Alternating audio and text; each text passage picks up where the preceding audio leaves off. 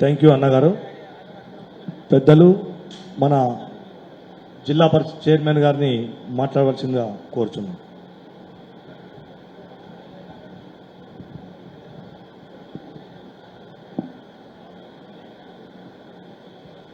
ఈనాటి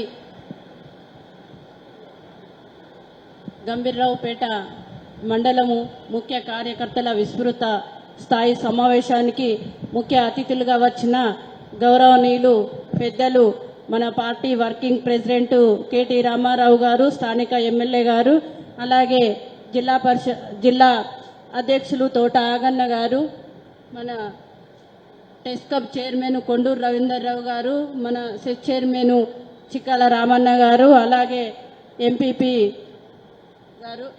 గారు, జడ్పీటీసీ విజయ గారు, వేదిక మీద ఉన్న మండల అధ్యక్షులు గారు, వివిధ హోదాలో ఉన్న నాయకులందరికీ, వేదిక ముందున్న మా అన్నతమ్ములకు, బీఆర్ఎస్ కుటుంబ సభ్యులందరికీ కూడా, అన్నదమ్ములకు, అక్క చెల్లెళ్లకు, మీడియా మిత్రులందరికీ కూడా నా హృదయపూర్వక నమస్కారాలు తెలియజేసుకుంటూ, గతంలో మనము 9.5 ఏళ్లలో మన 10 ఏళ్ల పాలనలో గౌరవ తొలి ముఖ్యమంత్రి వర్యులు కేసీఆర్ గారు చేసిన పనులన్నీ కూడా మనకు తెలుసు. మన తెలంగాణ ఎట్లా ఉంది, మన రాజన్న సిరిసిల్ల జిల్లా, అందులో మన గౌరవనీయులు కేటీ రామారావు గారు సహకారంతో అన్ని విధాలుగా కూడా చేసుకున్నాము.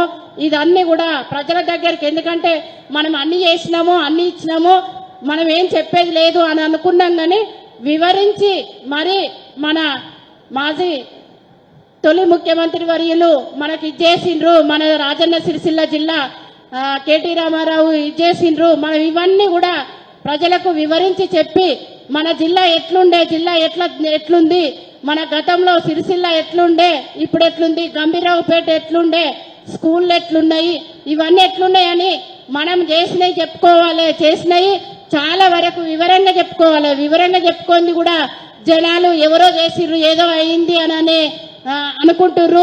ఏదో మార్పు కావాలని కోరుకుంటే ఇప్పుడు ఆ మార్పు అనుభవిస్తుర్రు. కరెంటు కూడా పోవడం జరుగుతుంది.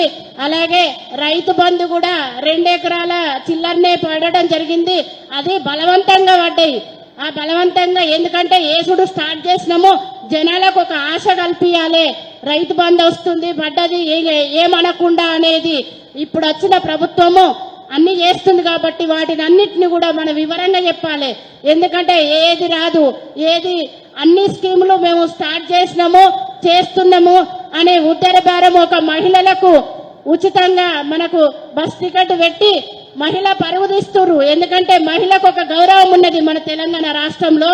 ఆ గౌరవం లేకుండా ఇప్పుడు వచ్చిన ప్రభుత్వము మహిళను తగ్గించి చేస్తున్నది కాబట్టి మనం వాటిని అన్నిటిని కూడా వివరంగా చెప్పాలి.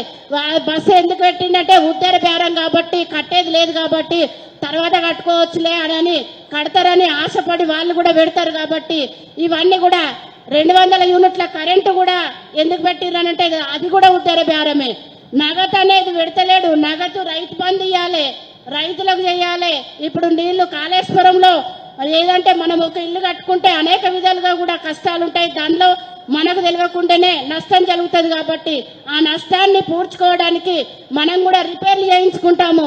ఆ కాళేశ్వరం కూడా రిపేర్ చేయించి మన రైతన్నలకు నీళ్లు ఇవ్వాలి. కాబట్టి ఆ నీళ్లు కూడా అవన్నీ కూడా మనం ప్రజల్లోకి తీసుకెళ్లాలి, ప్రజలకు వివరంగా చెప్పాలి. ప్రతి ఇంటికి అయినప్పుడు గతంలో మొన్న సార్ నేను వేములవాడలో ప్రతి గడప తిరిగిన, మా మండలంలో కూడా చందుర్తి మండలంలో అయినా ఎక్కడైనా కూడా ప్రతి గడప తిరిగినప్పుడు ఏంటంటే మనము గడపకు తిరిగినప్పుడు కూడా మనకు అనేక విధాలుగా కూడా చాలా మంచి ఉన్నది. కానీ ఇంకేమో చేస్తారని ప్రజలు ఆశపడ్డారు.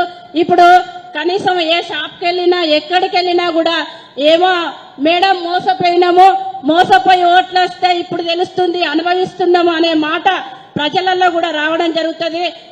వీళ్ళు ఎవరొస్తే బాగుంటుంది. ఇప్పుడున్న ఎంపీ మనకొక కరీంనగర్ కు ఒక ఎంపీ పైసా కూడా తేలేడు. కాబట్టి అవన్నీ కూడా మనం చెప్పాలి.